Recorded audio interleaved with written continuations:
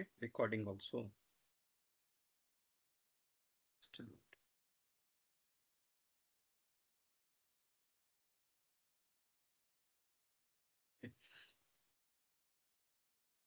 ఈ రోజు అజెండా ఏంటంటే మనకి first on a briefer note మనకి or on a high note MuleSoft లో మనకి ఒక 2 పార్ట్స్ ఉంటాయి కదా, ఒకటి ఎనీ పాయింట్ ప్లాట్ఫామ్ అని, ఒకటి ఎనీ పాయింట్ స్టూడియో అని. ఆ 2 పార్ట్స్ ఎలా యూటిలైజ్ చేసుకుంటాం ఏంటనేది చూడాలి. That is the target. But before that అసలు MuleSoft ఏం చేస్తుంది? MuleSoft ఏం చేస్తుందండి? MuleSoft తో ఏం చేస్తాం? MuleSoft ఏం చేస్తుంది కదా, MuleSoft తో ఏం చేస్తాం generally? API design. API integration and configuration. Okay, configuration కాదు, ఏపీఐస్ డెవలప్ చేస్తాం అండ్ ఇంటిగ్రేషన్స్ డెవలప్ చేస్తాం. మనం చేసేది ఇంత మించి ఇంకేం కాదు. ఏపీఐస్ చేస్తాం, ఇంటిగ్రేషన్స్ చేస్తాం. సరే, ఓకే. ఇప్పుడు ఏపీఐస్ ఇంటిగ్రేషన్స్ డెవలప్ చేసేటప్పుడు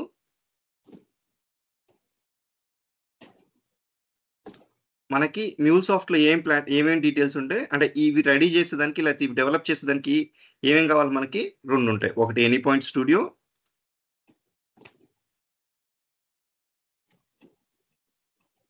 ఇంకొకటి వచ్చేసి any point platform.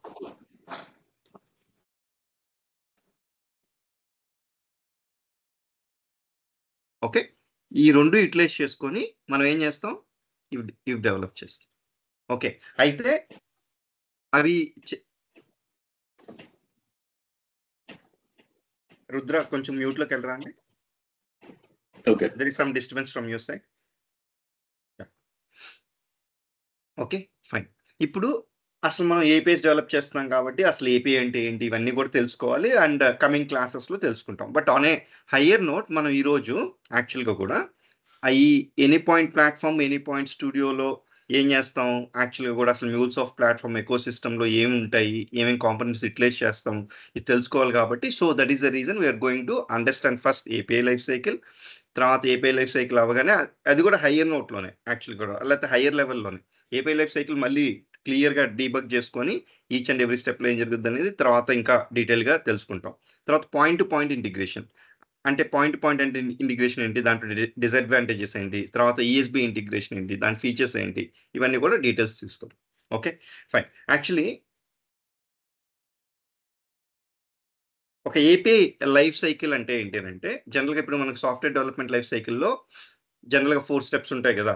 First requirements gathering, తర్వాత డెవలప్మెంట్, తర్వాత టెస్టింగ్, తర్వాత మానిటరింగ్. ఇట్లాగా ఎస్డిఎల్సి లైఫ్ సైకిల్లో ఎలాగైతే స్టెప్స్ ఉంటాయో మామూలుగా సాఫ్ట్వేర్ డెవలప్మెంట్ లైఫ్ సైకిల్లో, అదేవిధంగా ఏపీఐ కూడా ఒక లైఫ్ సైకిల్ ఉంటుంది. అంటే ఏపీఐలో ఏం చేస్తాం బేసికల్గా, ఫస్ట్ డిజైన్ చేయాలి, ఆ తర్వాత ఇంప్లిమెంటేషన్ కానీ డెవలప్మెంట్ కానీ. అంటే చూడండి, దీన్ని ఏమంటున్నారు, design or development or implementation.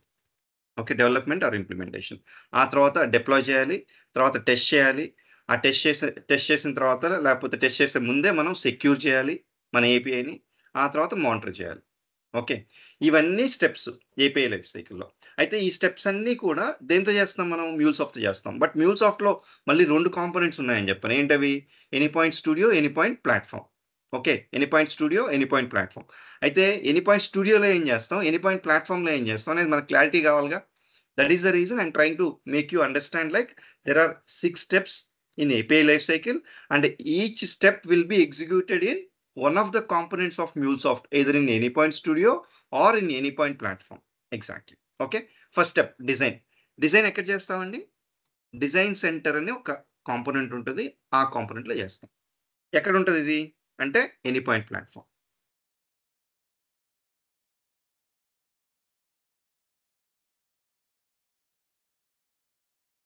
Okay, AnyPoint platform ఎక్కడ ఉంటుంది? MuleSoft ప్రొవైడ్ చేసే ఆన్లైన్ క్లౌడ్ ప్లాట్ఫామ్ మనకి అది బేసికల్ కూడా.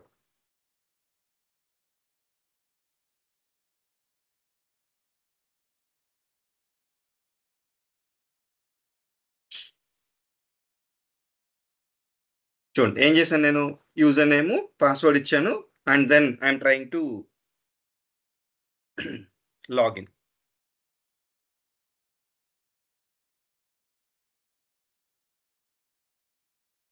ఓకే, ఇప్పుడు మ్యాండేటరీ చేసేసినట్టున్నాడు. ట్రై టు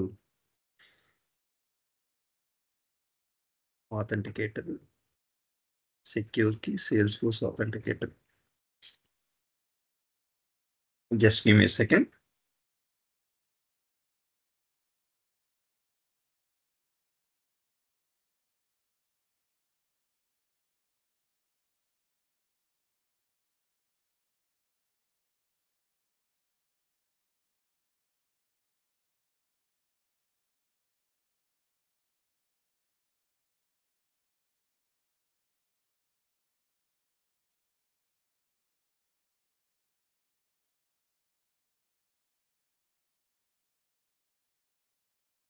ఓకే, ఇది ఆథెంటికేటర్ రిప్లేస్ చేసుకొని రిజిస్టర్ చేసుకుని, అంటే సెక్యూరిటీ కోసం మ్యాండేటరీ చేశాడు యాక్చువల్లీ. ఇవన్నీ ఎలా చేస్తామంటే తర్వాత చూద్దాం, నో ప్రాబ్లం, దట్స్ ఓకే. ఇప్పుడు ఇక్కడ ఒక ఓటీపీ ఉంటుంది, వన్ టైం పాస్కోడ్, ఆ పాస్కోడ్ ఇక్కడ ఎంటర్ చేస్తే సరిపోద్ది అన్నమాట మనకి. 775 యాప్ ఉంటుంది, ఆ యాప్లో ఈ స్కాన్ చేసిన తర్వాత అక్కడ మనకి రిజిస్టర్ అవుతుంది. రిజిస్టర్ అయిన తర్వాత అక్కడ నుంచి ఒక కోడ్ తీసుకొని లాగిన్ అవ్వచ్చు. Okay fine. ఇది Anypoint platform account. Okay, Anypoint platform account. And దీంట్లో మనకి చాలా కాంపోనెంట్స్ ఉంటాయి. ఇక్కడ ఏమేమి కాంపోనెంట్స్ ఉన్నాయి? API manager, design center, Anypoint code builder, exchange, run time manager, visualizer, monitoring, access management, secrets manager, Anypoint studio, ఇలాగా you have different components available here. Exactly. అయితే Anypoint studio ఇక్కడ ఉన్న, ఇక్కడ డౌన్లోడ్ ఆప్షన్ ఇచ్చినాడు. అంటే దాని అర్థమైంది, ఇది డౌన్లోడ్ చేసుకుని వాటిని ఎన్వైరన్మెంట్, అంటే ఇదిగోండి మనం డౌన్లోడ్ చేసుకుని ఇక్కడ వాడుకుంటాం అనమాట బేసికల్ కూడా. కానీ కొరవయన్ని ఇక్కడే ఉన్నాయి మీరు అబ్జర్వ్ చేస్తే కాంపోనెంట్స్. ఫర్ ఎగ్జాంపుల్ నేను ఏం చెప్పాను, ఫస్ట్ స్టెప్ ఏం చెప్పాను, డిజైన్. అంటే జనరల్గా మీరు ఒక జనరిక్ ఎగ్జాంపుల్ లాగా తీసుకొని వెళ్తే, ఇప్పుడు హౌస్ కన్స్ట్రక్ట్ చేయాలంటే ఇవన్నీ స్టెప్స్ కదా, by the plot and finalise the requirements. తర్వాత ఆర్కిటెక్ట్కి వెళ్ళి ఆ రూల్స్ ప్రకారంగా డిజైన్ చేపిస్తాం, తర్వాత ప్లాన్ చేస్తారు, తర్వాత కన్స్ట్రక్షన్, తర్వాత లేబర్ తోటే ఆ ప్లాన్ ప్రకారంగా కన్స్ట్రక్షన్ చేపిస్తాం, తర్వాత హౌస్ వార్మింగ్ సెరమనీ. ఎలాగైతే ఒక హౌస్ మనం బిల్డ్ చేసుకోవాలి అని అనుకుంటే ఎలాగైతే ఒక కంటిన్యూస్ స్టెప్స్ ఉంటాయి, the same way we have steps for API also. That is called API life cycle. అయితే ఫస్ట్ స్టెప్ ఏంటి, డిజైన్. ఈ డిజైన్ ఎక్కడ చేస్తాం? Design center. డిజైన్ సెంటర్ ఎక్కడ ఉంది? Anypoint platform. I will go to Anypoint platform and I will show you design center. ఇది ఇక్కడ చూడండి, స్టార్ట్ డిజైనింగ్. అంటే డిజైనింగ్ అంటే ఏంటి? మనకి ఎలాగైతే హౌస్ కన్స్ట్రక్షన్ చేసేటప్పుడు ఒక ప్లానింగ్ అంతా ఆర్కిటెక్ట్ మనకి డిజైన్ చేస్తాడో ఆర్ ప్లాన్ చేస్తాడో, బేసికల్లీ మన పేపర్లో మొత్తం ఇలా ఉండాలి, బెడ్రూమ్ సైజ్ ఇంత ఉండాలి, ఇక్కడ లిఫ్ట్ ఉండాలి, లేకపోతే ఇక్కడ స్టెప్స్ ఉండాలి అని చెప్పి టోటల్గా you will design the entire house. Okay, the same way we will try to design our API in design centre. అంటే మన ఏపీఐకి రిక్వెస్ట్ ఇలా ఉండాలి, రెస్పాన్స్ ఇలా పంపిస్తాం, లేకపోతే ఎర్రర్ రెస్పాన్స్ ఇలా ఉండాలి. ఓకే, రిక్వెస్ట్ ఇలా కాకుండా వేరే విధంగా వస్తే దాన్ని రిజెక్ట్ చేద్దామా వద్దా? ఓకే, ఇలాంటి డీటెయిల్స్ అన్ని ఎక్కడ డిజైన్ చేసుకుంటాం మనం? డిజైన్ సెంటర్లో. ఓకే, డిజైన్ సెంటర్లో చేసుకుని ఫస్ట్ స్టెప్ అయితే కంప్లీట్ చేస్తాం. ఈ డిజైన్ సెంటర్ ఎక్కడ ఉంటుంది? ఎనీపాయింట్ ప్లాట్ఫామ్. Okay, very simple. ఇది హై లెవెల్లో తెలిసి పెట్టుకోండి. ఓకే, మ్యూల్సాఫ్ట్లో మనకి ఇన్ని ఉంటాయి, ఇవి చేస్తాం. సరే, ఈ డిజైన్ సెంటర్లో ఏమి యూటిలైజ్ చేసుకొని చేస్తాం? రామెల్ అని ఒక రెస్ట్ఫుల్ ఏపీఐ మోడలింగ్ లాంగ్వేజ్ అని ఉంటుంది. ఓకే, ఆ restful API modelling language utilise చేసుకొని మనం ఏపీఐస్ని డిజైన్ చేస్తాం. Okay, is that clear? Any question here? Questions, yes sir. So API design ante, are we designing only the behavior of the API, what the API should do, or inside components could indulo? No, that's what exactly. Okay. Design phase means how it should look like, what is the validation, how the response should look like, or how the request should look like, what is your path of Okay. your API, what is the resource of your API, అన్ని అవి design చేస్తాం అంతే. Okay, it is a skeleton అనుకోండి basically చెప్పాలంటే. Okay. The actual implementation will not happen here. Okay. So first design, then implementation ki vasta. Yes. First design. Yes. Okay. Yeah. అంతే కదా, మనం కూడా ఇప్పుడు హౌస్ బిల్డ్ చేసేటప్పుడు you make the plan. Okay, architect will draw the plan. Okay, and it get finalised based on our requirement, and then only will start constructing the house once we lock it. అంతే కదా. Yeah. The same way here also. Yeah. Any other questions? RESTful ఇంకా soap ఏపీఐకి difference ఒకసారి చెప్తారండి. చెప్తా, అది వస్తుందండి మనకి. అసలు ఏపీ అంటే ఏంటో తెలియదు చాలా మందికి యాక్చువల్గా కూడా. ఫైన్. అది మనం డీటెయిల్గా ప్రీ రిక్విజిట్స్ లో పార్ట్ స్టార్ట్ అవుతుంది కదా, అప్పుడు ఏం చేస్తానంటే next I think maybe in the not tomorrow's and Monday's class actually what is an API, what is REST API, what is SOAP API, difference ఏంటి, అసలు ఏపీ అంటే ఏంటి, అవన్నీ కూడా డీటెయిల్డ్గా will try to understand because your bread and butter is developing API most of the time. That's why you should know what is API, right? అందుకని డీటెయిల్గా discuss చేద్దాం అవన్నీ. ఇప్పుడు ప్రస్తుతానికి ఏపీఐ అంటే ఏంటి? It is a layer between the client and or the front end and back end. అందరూ గుర్తుపెట్టుకుందాం as discussed yesterday. Okay, any other questions? Okay, fine. What is the next step? Implementation. Implementation అంటే development కూడా implementation అనొచ్చు బేసికల్గా కూడా చెప్పాలంటే. Okay, కాకపోతే API లాంగ్వేజెస్లో ఎక్కువగా కూడా మళ్ళీ అయితే మ్యూల్సాఫ్ట్ లాంగ్వేజ్లో ఏమంటారు అంటే ఇంప్లిమెంటేషన్ కంప్లీట్ చేశారా అని అంటుంటారు. ఇంప్లిమెంటేషన్ అంటే ఏం లేదు, మీరు డెవలప్మెంట్ కంప్లీట్ చేశారా. సరే, డిజైన్ అవ్వగానే ఇమీడియట్గా ఏం చేస్తాం మనం? డెవలప్మెంట్ చేస్తాం యాక్చువల్గా కూడా. అయితే ఈ డిజైన్ అయిపోయిన తర్వాత డిజైన్ సెంటర్లో మనం ఏం చేస్తామంటే ఎక్స్చేంజ్ అని ఒక కాంపోనెంట్ ఉంటుంది ఎనీ పాయింట్ ప్లాట్ఫామ్లోకి. దానికి మన ఏదైతే డిజైన్ చేస్తామో ఆ డిజైన్ చేసిన అసెట్ని పబ్లిష్ చేస్తాం అనమాట. ఓకే, డిజైన్ చేసిన అసెట్ని పబ్లిష్ చేస్తాం. అది ఎందుకు పబ్లిష్ చేస్తామో చెప్తాం యాక్చువల్గా కూడా. ఫస్ట్ మళ్ళీ I go back to any point platform. Okay, ఇప్పుడు ఇక్కడ చూడండి ఎక్స్చేంజ్ అని ఒకటి ఉంటుంది. ఓకే, ఇదేంటిది? ఎక్స్చేంజ్. ఈ ఎక్స్చేంజ్కి పబ్లిష్ చేస్తాం. ఎందుకు పబ్లిష్ చేస్తాం? బేసికల్లీ ఈ డిజైన్ సెంటర్లో ఉన్న డిజైన్డ్ ర్యామల్ని లేకపోతే డిజైన్డ్ ఏపీఐని ఇక్కడికి పబ్లిష్ చేస్తే ఈ పబ్లిష్ చేసిన ప్లేస్ నుంచి it can be accessible to in other components also. Like ఇంకా ఏపీఐ మేనేజర్ కావాలన్నా లేకపోతే ఎనీ పాయింట్ స్టూడియో కావాలన్నా అది ఈజీగా యాక్సెస్ చేసుకునేదానికి స్కోప్ ఉంటుంది అనమాట. ఈ ఎక్స్చేంజ్ అనేది ఏంటి అని అంటే వెరీ సింపుల్గా చెప్పాలంటే ఇట్ ఈస్ ఏ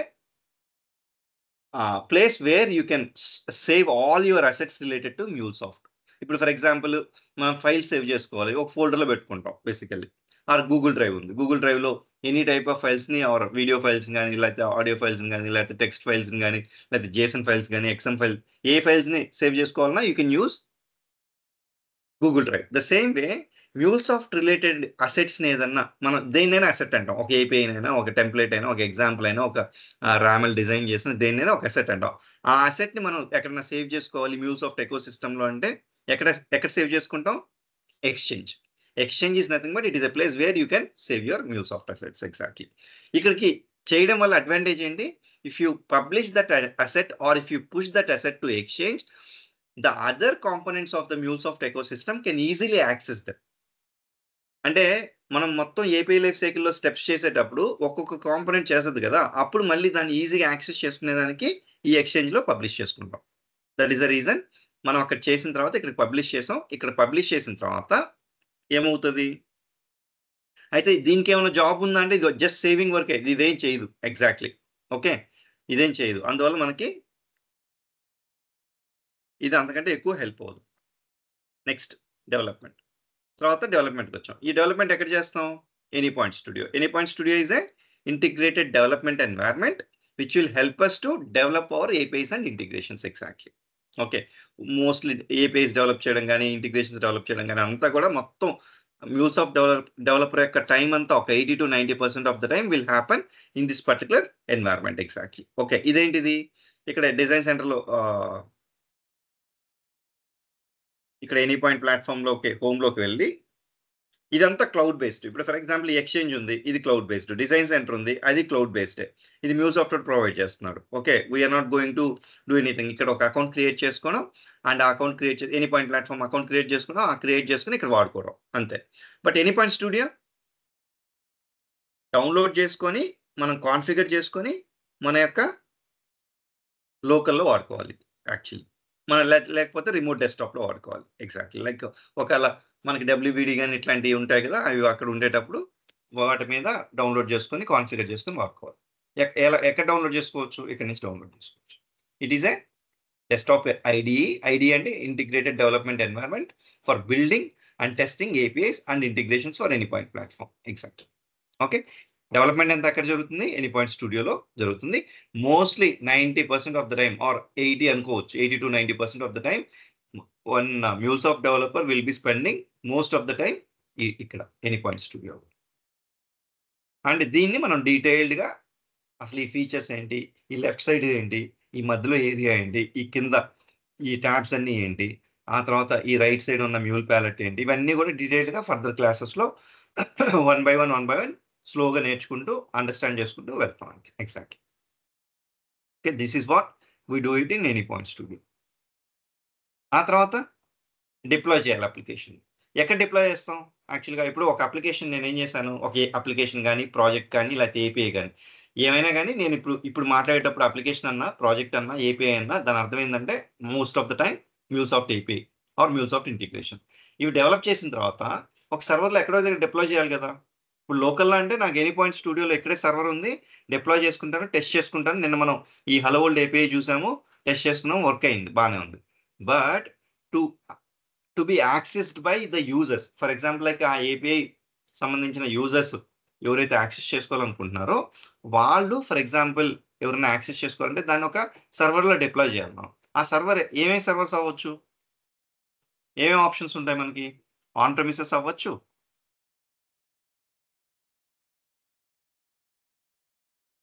క్లౌడ్ అవ్వచ్చు, లేదా హైబ్రిడ్ మోడల్ అవ్వచ్చు. అంటే డిప్లాయ్మెంట్ ఎక్కడ ఏ సర్వర్ మీద డిప్లాయ్ చేస్తున్నాం అనేది బేసికల్గా. అదే క్లయింట్ సంబంధించిన సర్వర్లోనే డిప్లాయ్ చేస్తే దాన్ని ఆన్ ప్రెమిసెస్ అంటాం. లేదు MuleSoft ప్రొవైడ్ చేసిన దాంట్లో క్లౌడ్లో చేస్తున్నాం అంటే దాన్ని క్లౌడ్ హబ్ అంటాం యాక్చువల్గా కూడా. లేదు కాంబినేషన్, కొన్నేమో అటు కొన్నేమో ఇటు చేస్తున్నాం అంటే దాన్ని హైబ్రిడ్ కాంబినేషన్ అంటారు బేసికల్ కూడా. ఇవన్నీ కూడా డీటెయిల్గా ఫర్దర్గా చూస్తాం. మనకి బేస్డ్ ఆన్ దాట్ దాన్ని మనం డిప్లాయ్ చేస్తాం. ఇప్పుడు డిప్లాయ్ చేసేదానికి ఏది వాడతాం యాక్చువల్గా అంటే రన్ టైమ్ మేనేజర్. ఈ రన్ టైమ్ మేనేజర్ ఎక్కడ ఉంటుంది? Again any point platform.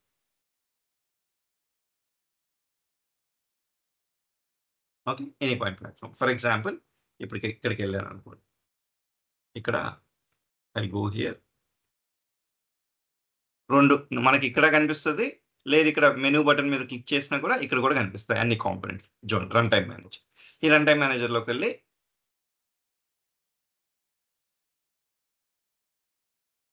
ఇది క్లౌడ్కి అండ్ హైబ్రిడ్ మోడల్కి ఇక్కడ నుంచి డిప్లాయ్ చేస్తాం అప్లికేషన్. ఎక్కడ చూడండి, ఇక్కడ చూడండి, డిప్లాయ్ అప్లికేషన్ అండ్ డిప్లాయ్ చేసిన తర్వాత ఇక్కడ మనకి స్టేటస్ కనిపిస్తుంది, నాట్ రన్.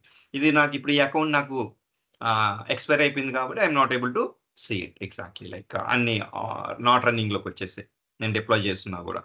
ఇప్పుడు ఒక డౌట్ రావచ్చు, ఇప్పుడు ఈ MuleSoft account any point platform account expire అయిపోతే ఎలాగండి అంటే జనరలీ మనకి 30 days ట్రయల్ ఉంటుంది. 30 days ట్రయల్ తర్వాత సేమ్ ఈమెయిల్ తోటే యూజర్ నేమ్ మార్చుకొని మళ్ళీ వాడుకోవచ్చు. మళ్ళీ ఇంకొక 30 days వస్తుంది.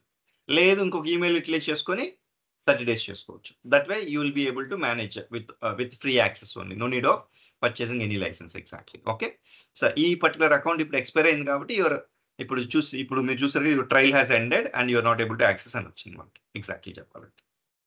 Okay fine. రన్ టైమ్ మేనేజర్లో ఏం చేస్తాం, మన అప్లికేషన్స్ని డిప్లాయ్ చేసేదానికి వాడుకుంటాం అనమాట. అంటే ఇప్పుడు ఫర్ ఎగ్జాంపుల్ ఇక్కడ ఈ పర్టికులర్ సినారియోలో ఇదేంటి, MuleSoft ప్రొవైడ్ చేసిన క్లౌడ్లో మనం డిప్లాయ్ చేస్తాం అనమాట. అందుకని ఈ రన్ టైమ్ మేనేజర్ యూటిలైజ్ చేసుకుని will be deploying the applications. That is the other face. Exactly. First ఏం చేసాం, డిజైన్ చేసాం అంటే ప్లానింగ్ చేసుకున్నాం, తర్వాత డెవలప్ చేసాం అంటే మనకి హౌస్ కన్స్ట్రక్షన్ ఎలాగైతే ఇక్కడ ప్లానింగ్ చేసాం, తర్వాత దాన్ని డిప్లాయ్ చేసాం. బేసికల్గా కూడా డిప్లాయ్ చేస్తే ఇప్పుడు the users of our API can access that particular application or API basically. తర్వాత డిప్లాయ్ చేసిన తర్వాత డెవ్లోనే ఎక్కడో చేస్తాం కదా బేసికల్గా కూడా. డెవలప్ చేసిన తర్వాత ఫస్ట్ మనం టెస్ట్ చేసుకుంటాం. డెవ్ నుంచి మళ్ళీ QA ఎన్వైర్న్మెంట్ ప్రొవైడ్ చేస్తే క్వాలిటీ టీమ్ ఏం చేస్తుంది, ఆ క్వాలిటీ అష్యూరెన్స్ టీమ్ లేకపోతే టెస్టింగ్ టీమ్ ఏం చేస్తుంది, వాళ్ళు ఆ పర్టికులర్ అప్లికేషన్ టెస్ట్ చేస్తారు. ఎగ్జాక్ట్లీ. ఓకే, టెస్ట్ చేసిన తర్వాత ఓకే అంత బాగానే ఉందని అనుకుంటే ఇప్పుడు ఈ ఏపీఐస్ని సెక్యూర్ చేయాలి. ఇప్పుడు ఫర్ ఎగ్జాంపుల్ మన ఏపీఐ ఉంది, మన ఏపీఐ ఎవరు పడితే వాళ్ళు యాక్సెస్ చేసుకుంటే ఎలాగా, ఏదైనా జరిగేదానికి స్కోప్ ఉంటుందిగా. ఓకే, అందుకని సెక్యూర్ చేయాలంటే ఎక్కడ చేయాలి, అది ఏపీఐ మేనేజర్లో చేయాలి. ఏపీఐ మేనేజర్ ఎక్కడ ఉంటుంది, ఎనీ పాయింట్ ప్లాట్ఫామ్. అంటే ఎనీ పాయింట్ స్టూడియో ఏమో ఒకటే, కానీ ఎనీ పాయింట్ ప్లాట్ఫామ్లో చాలా కాంపోనెంట్స్ ఉన్నాయి. కానీ వర్క్ ఎక్కువ ఎక్కడ చేస్తాం మనం?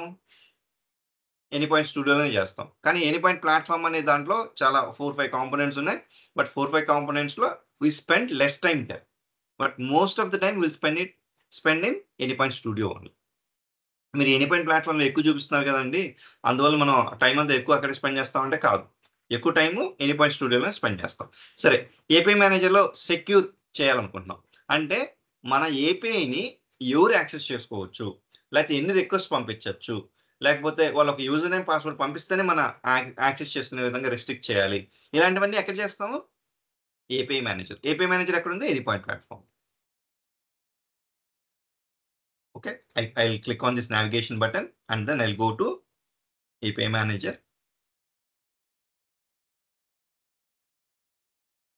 And then ఇప్పుడు ఎక్స్చేంజ్ లో పబ్లిష్ చేస్తున్నాను కదా, అక్కడి నుంచి ఇక్కడ యాక్సెస్ చేసుకొని I will enforce the policies on the API. మనం ఏ ఏపీఐ అయితే డిజైన్ చేసినాం ఆ ఏపీఐకి పాలసీస్ ఎన్ఫోర్స్ చేసి అప్పుడు మన ఏపీఐని సెక్యూర్ చేసుకుంటాం అన్నమాట. ఓకే, మన ఏపీఐని సెక్యూర్ చేస్తాం. అప్పుడు ఆటోమేటిక్గా ఏమవుతుంది, మన ఏపీఐని ఎవరు పడితే వాళ్ళు యాక్సెస్ చేసుకోకుండా మనం రెస్ట్రిక్ట్ చేసే విధంగా ఇక్కడ అన్ని పాలసీస్ ఉంటాయి, ఆ పాలసీస్ ద్వారా సెక్యూర్ చేసుకుంటాం అన్నమాట. Okay, yeah, any questions so far?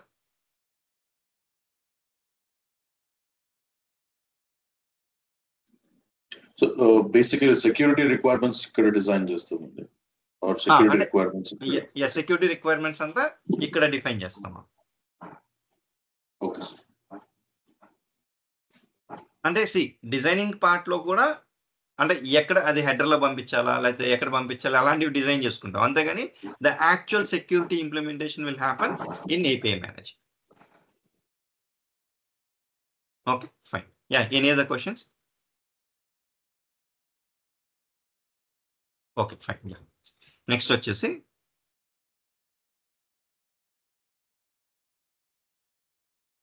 Monitoring. ఇప్పుడు మానిటర్ చేయాలి ప్లస్ ట్రబుల్ షూట్ చేయాలి. ఎక్కడ చేస్తాం ఇది? అంటే ట్రబుల్ షూట్ అంటే ఏదైనా ఒక ఇష్యూ వచ్చింది, లాక్స్ చెక్ చేయాలి, అదంతా చెక్ చేయాలి. ఎక్కడ చెక్ చేస్తాం? 2 దగ్గర చెక్ చేయొచ్చు. మానిటరింగ్ అంటే ఒక ఏపీఐ యొక్క పర్ఫార్మెన్స్ ఎలా ఉంది, లేకపోతే అది ఎన్ని రిక్వెస్ట్ వస్తున్నాయి, ఎన్ని రిక్వెస్ట్ ఫెయిల్ అవుతున్నాయి, ఎన్ని రిక్వెస్ట్ సక్సెస్ అవుతున్నాయి, తర్వాత పర్ఫార్మెన్స్ ఎలా ఉంది. ఓకే, ఒక రిక్వెస్ట్ వచ్చి ప్రాసెస్ అయ్యి రెస్పాన్స్ వెళ్ళేదానికి ఎంత టైం పడుతుంది, యావరేజ్ టైం ఎంత, ఇలాంటివన్నీ ఎక్కడ చేసుకోవచ్చు మనం? API monitor. ఏపీఐ మానిటర్ ఎక్కడ ఉంటుంది? ఇది 99% డెవలపర్కి యాక్సెస్ ఉండదు. Okay, most of the time ఇచ్చినా కానీ మ్యాక్సిమం లీడ్ కానీ ఆర్కిటెక్ట్ కానీ they will be monitoring on a high level. Exactly. Okay, ఎక్కడ ఉంటుంది? ఇక్కడే ఉంటుంది. చూడండి, మనకి మానిటరింగ్ అని ఉంది కదా, ఈ మానిటరింగ్ మీద క్లిక్ చేసి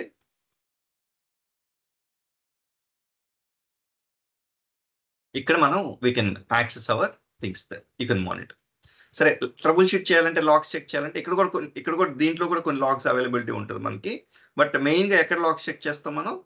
ఈ రన్ టైమ్ మేనేజర్లో వెళ్ళి, అంటే run time manager API monitoring 2 utilise చేసుకొని ఆ రెండిట్లో మనం అప్లికేషన్స్, ఫర్ ఎగ్జాంపుల్ ఇప్పుడు అప్లికేషన్ మీద క్లిక్ చేశాను, ఈ అప్లికేషన్ సంబంధించిన లాక్స్ చెక్ చేయాలంటే ఈ లాక్స్లోకి వెళ్తాను, ఇక్కడ లాక్స్ చెక్ చేస్తాను. లాక్స్ చెక్ చేసి ఆ పర్టికులర్ రిక్వెస్ట్ వచ్చినప్పుడు ఏదైనా ఇష్యూ వచ్చిందా, ఇష్యూ వస్తే ఎక్కడ వచ్చింది ఏంటి అనేది మొత్తం కూడా ఈ లాగ్స్లో చెక్ చేసుకుని I will be able to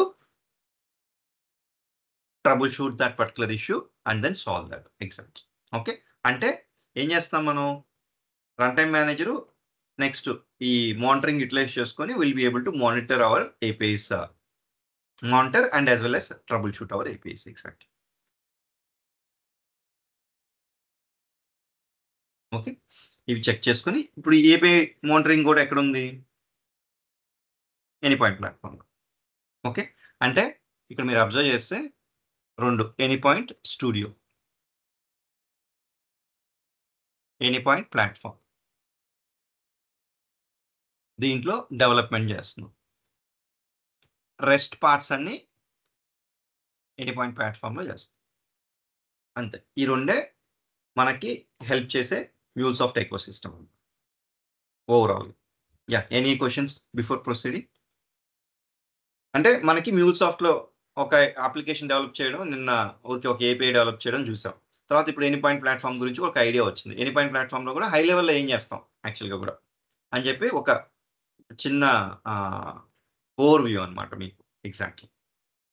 sir API monitor కానీ ఈజ్ దేర్ వే ఎక్కడైనా రిపోర్ట్స్ పుల్అప్ చేయొచ్చు సార్? డాష్ బోర్డ్స్ ఉంటాయి బేసికల్గా కూడా. మనకి Okay. డాష్ బోర్డ్ ఉంటుంది. ఆ డాష్ బోర్డ్లో అక్కడ చెక్ చేసుకొని చూడొచ్చు. ఓకే, ఈ పర్టికులర్ టైం నుంచి ఈ పర్టికులర్ టైం దాకా ఏం వచ్చింది, ఎలా వచ్చింది, ఏమన్నా ఎర్రర్ రేట్స్ ఎలా ఉన్నాయి, ఇవన్నీ కూడా మొత్తం ఇక్కడ ఏపీఐ మానిటరింగ్లో చెక్ చేసుకోవచ్చు. అందుకనే most of the time development related people కంటే కూడా ఎక్కువ lead and architect people will take care of this particular module exactly. Okay. ఇది టోటల్గా ఏపీఐ లైఫ్ సైకిల్. ఆ ఏపీఐ లైఫ్ సైకిల్లో మల్టిపుల్ స్టెప్స్, ఆ మల్టిపుల్ స్టెప్స్ చేసేదానికి multiple components of MuleSoft ecosystem will be helpful. Exactly. Fine.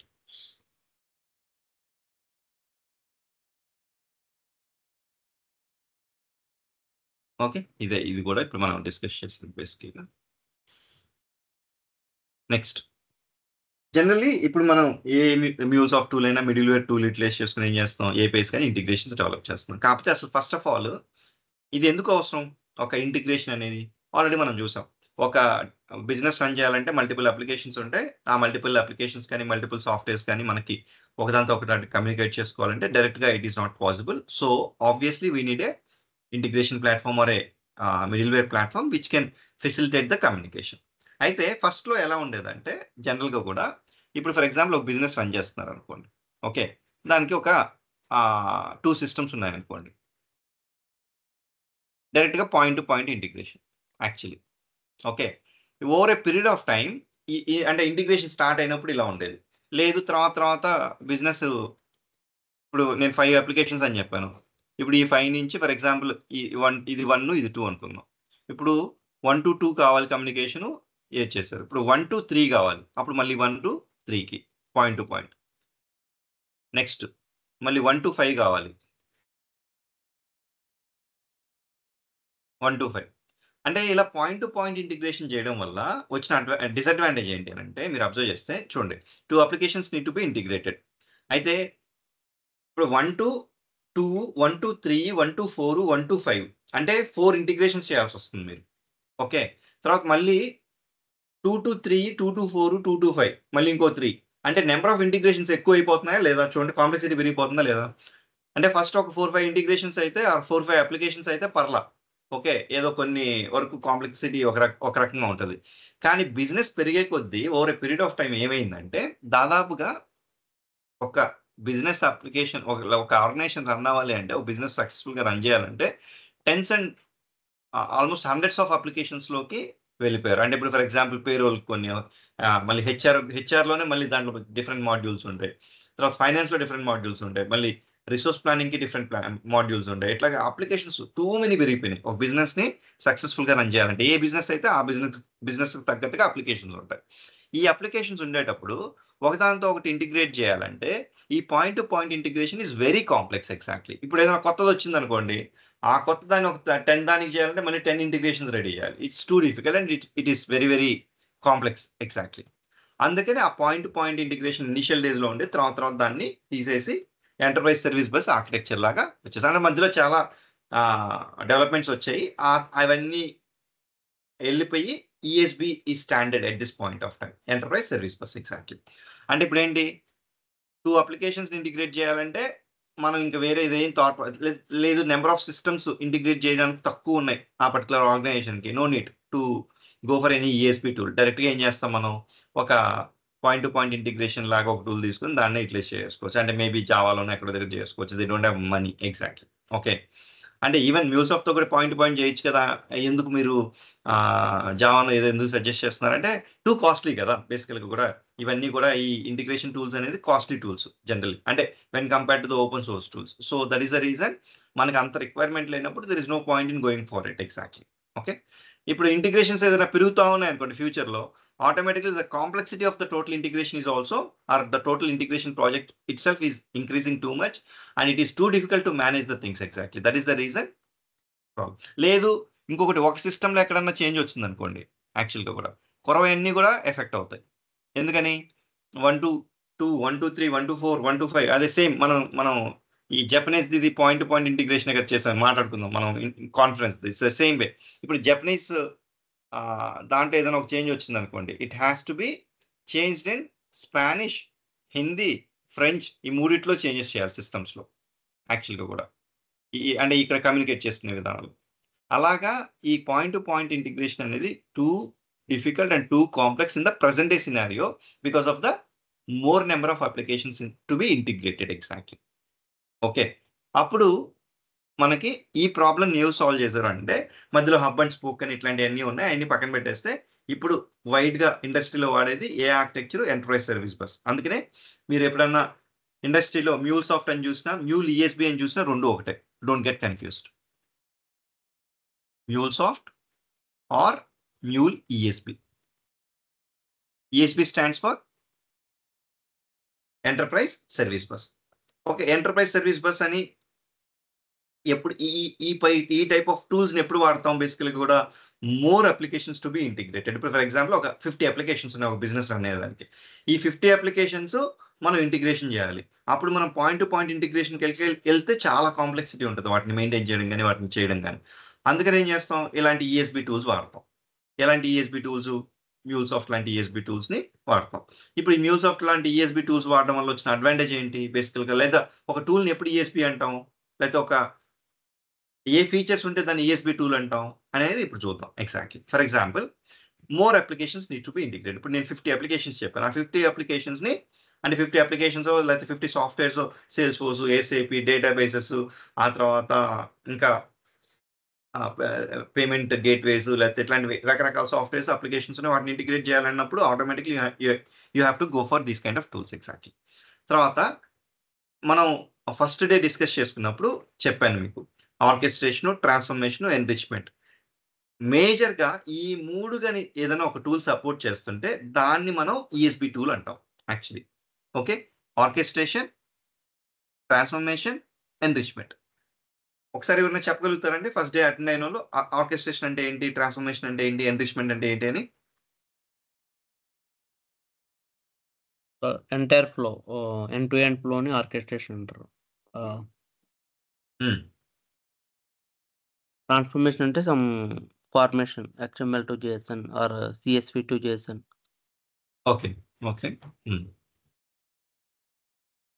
Okay fine. Say orchestration అంటే ఏంటి అంటే ఇప్పుడు ఒక రిక్వెస్ట్ వచ్చింది అనుకోండి మన ఏపీఐ ఎకో సిస్టమ్కి, ఇది మళ్ళీ ఏ సిస్టమ్తో కమ్యూనికేట్ అవ్వాలి, ఫస్ట్ దేంతో అవ్వాలి, తర్వాత దేంతో అవ్వాలి, లేకపోతే ఆ సీక్వెన్స్లో ఎలా జరగాలి, ఇదంతా కూడా చేసే లాజిక్ని ఆర్కెస్ట్రేషన్ లాజిక్ అంటాం అనమాట. ఇప్పుడు ఫర్ ఎగ్జాంపుల్ మీరు ఒక మ్యూజిషియన్ని అబ్జర్వ్ చేస్తే చాలా ఈజీగా మనం కోరిలేట్ చేసుకునే దానికి.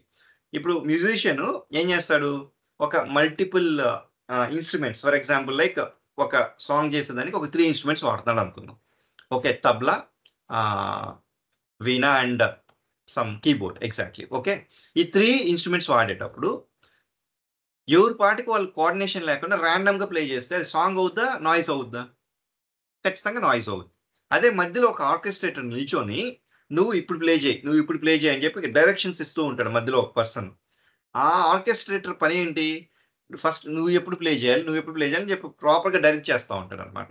దానివల్ల ఏమవుతుంది, అప్పుడు ప్రాపర్ అవుట్పుట్ మనకి మ్యూజిక్ వస్తుంది. సేమ్ వే ఇక్కడ కూడా ఫర్ ఎగ్జాంపుల్ ఇది ఎగ్జాంపుల్ తీసుకుందాం. ఇప్పుడు మనం ఫ్లిప్కార్ట్లో ఒక మొబైల్ ఫోన్ ఆర్డర్ చేసేదానికి నేనేం చేశాను, యాక్చువల్గా కూడా రిక్వెస్ట్ పంపించాను. ఇది మొబైల్ అప్లికేషన్లో నాకు ఒక ఫోన్ నచ్చింది, ఆ ఫోన్ ఆర్డర్ చేస్తున్నాను. అప్పుడు రిక్వెస్ట్గా వచ్చి ఇప్పుడు మన MuleSoft ఏపీఐకి వచ్చింది. ఈ ఏపీఐకి వస్తే నేను ఫస్ట్ స్టాక్ చెక్ చేయకుండా పేమెంట్ తీసేసుకున్నా. పేమెంట్ చేసిన తర్వాత కస్టమరు స్టాక్ చెక్ చేసి స్టాక్ లేదనుకోండి, అది ప్రాపర్ ఆర్కెస్ట్రేషనా కాదా?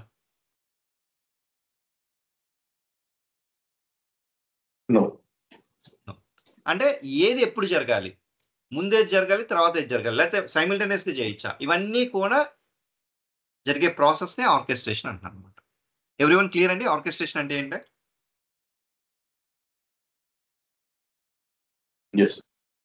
ఓకే, దాన్ని ఆ ఫెసిలిటీ కానీ ఏదైనా ఒక టూల్ ఇవ్వగలిగితే ఓకే, దాన్ని one of the features for ESB tool. Okay right. తర్వాత ట్రాన్స్ఫర్మేషన్. ఈ ట్రాన్స్ఫర్మేషన్స్ అంటే ఏంటి? ఫర్ ఎగ్జాంపుల్ మనకి డేటా ఏపీఎస్ లాంగ్వేజ్ లో మాట్లాడుకునేటప్పుడు ఎక్కువగా కూడా వాడే formats, data formats JSON and XML. ఇప్పుడు ఫర్ ఎగ్జాంపుల్ మనం కార్పొరేట్ లాంగ్వేజెస్, కార్పొరేట్ వర్క్ చేసేటప్పుడు ఎక్కువగా వాడే లాంగ్వేజ్ ఏంటి? ఇండియాలో ఇంగ్లీష్ అండ్ హిందీ. ఓకే, అంటే ఎక్కువ మంది ఇంగ్లీషు, లేకపోతే మనం మన స్టేట్లో ఉంటే మన లాంగ్వేజ్ మాట్లాడుకుంటాం కానీ, లేకపోతే ఎక్కువగా మాట్లాడేది హిందీ కానీ ఇంగ్లీష్ కానీ, లేదు మోస్ట్లీ ఇంగ్లీషు. అలాగే సేమ్ ఏపీఐ లాంగ్వేజ్, ఏపీఐలో మనం ఏపీఐస్ డెవలప్ చేసేటప్పుడు ఏపీఐ లాంగ్వేజ్లో వాడే డేటా ఫార్మాట్స్ ఏంటి? XML కానీ JSON కానీ ఎక్కువ వాడతాం. JSON ఆల్మోస్ట్ లైక్ 95% ఎక్కువ JSON వాడతాం అనమాట. అయితే ఇప్పుడు ఒక సిస్టమ్కి JSON కావాలి, ఒక సిస్టమ్కి XML కావాలి.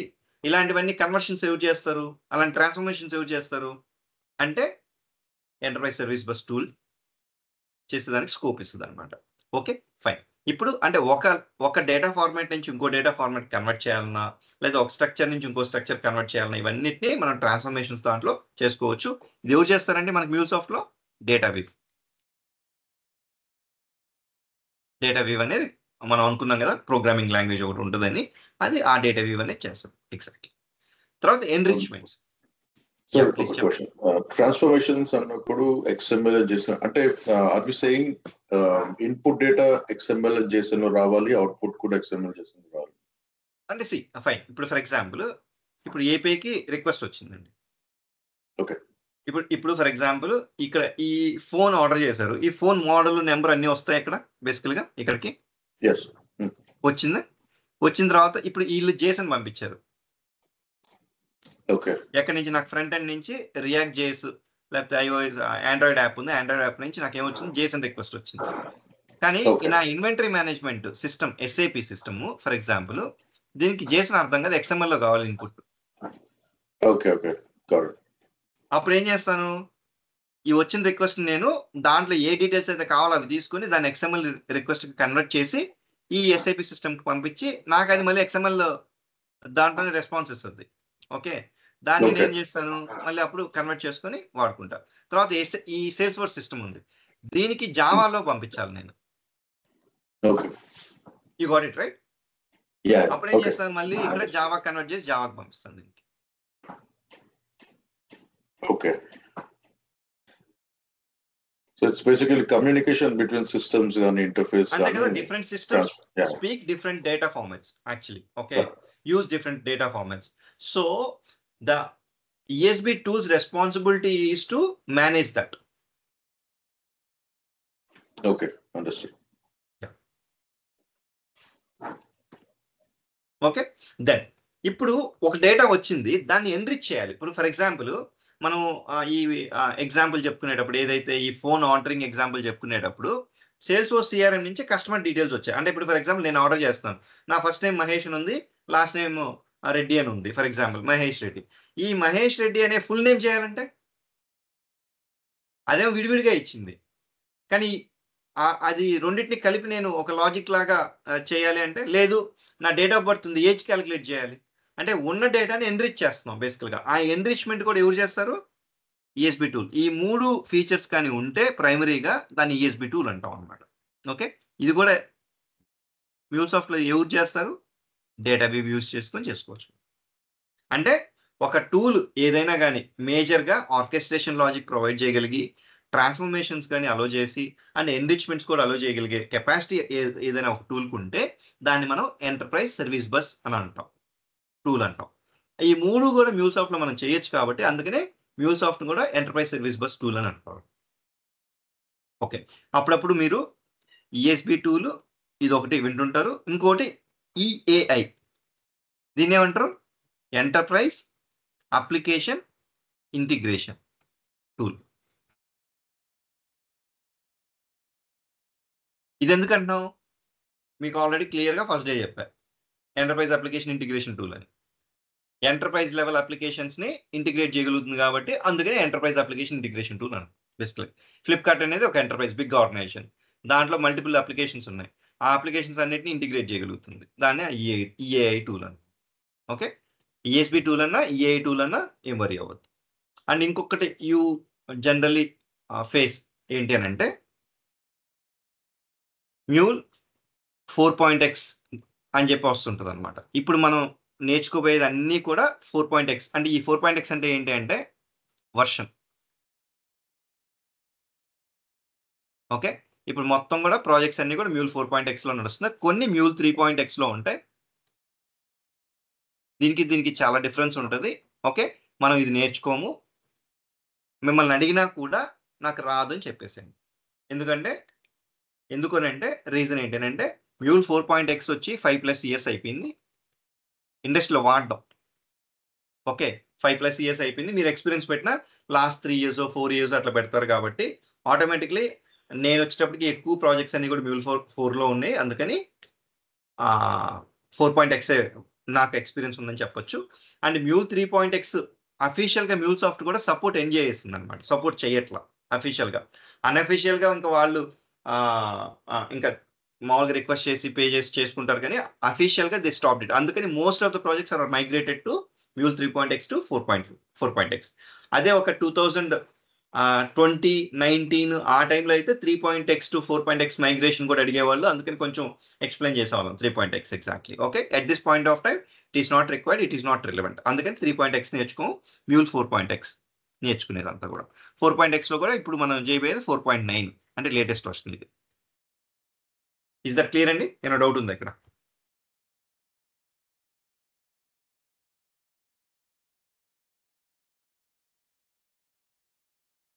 Okay, fine. Silence, I take it as no doubts. ఇది మ్యూల్సాఫ్ట్ ఎకో సిస్టమ్ లో మనకి 2 ఉన్నాయి. ఆ 2 పార్ట్స్ కూడా any point platform, any point studio. ఆ ఎనీ పాయింట్ ప్లాట్ఫామ్ లో ఏమి హెల్ప్ అవుతాయి ఏంటి అనేది కూడా ఓవరాల్ గా we understood the things exactly. Okay, తర్వాత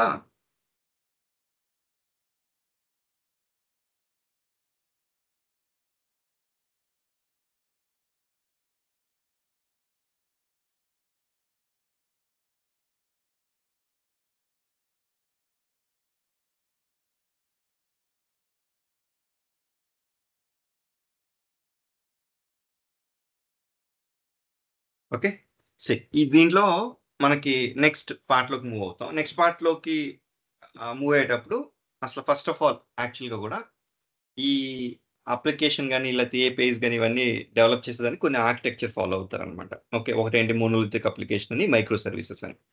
ఓకే, ఈ మోనోలిథిక్ అప్లికేషన్ అంటే ఏంటి, ఈ మైక్రో సర్వీసెస్ అంటే ఏంటి, ఇవి ఎలా మనకి హెల్ప్ అవుతాయి బేసికల్గా కూడా అని చెప్పి మనం తెలుసుకుంటే your fundamentals will be very stronger. Okay, that is the reason will try to discuss అసలు మోనోలిత్ అంటే ఏంటి, దాని అడ్వాంటేజెస్ ఏంటి, డిసడ్వాంటేజెస్ ఏంటి, తర్వాత మైక్రో సర్వీసెస్ ఏంటి, దాని advantages disadvantages, and how we will implement this micro services architecture in MuleSoft exactly. అంటే ఇప్పుడు ప్రజెంట్ ట్రెండ్ నడిచేది మైక్రో సర్వీస్ ఆర్కిటెక్చర్ జనరలీ.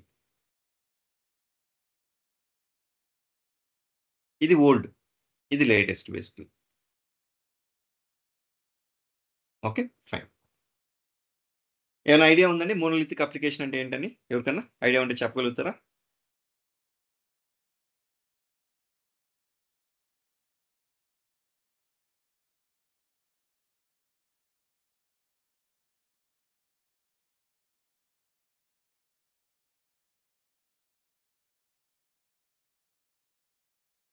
ఇది చూస్తే ఏమైనా ఐడియా వస్తుందో చూడండి ఒకసారి.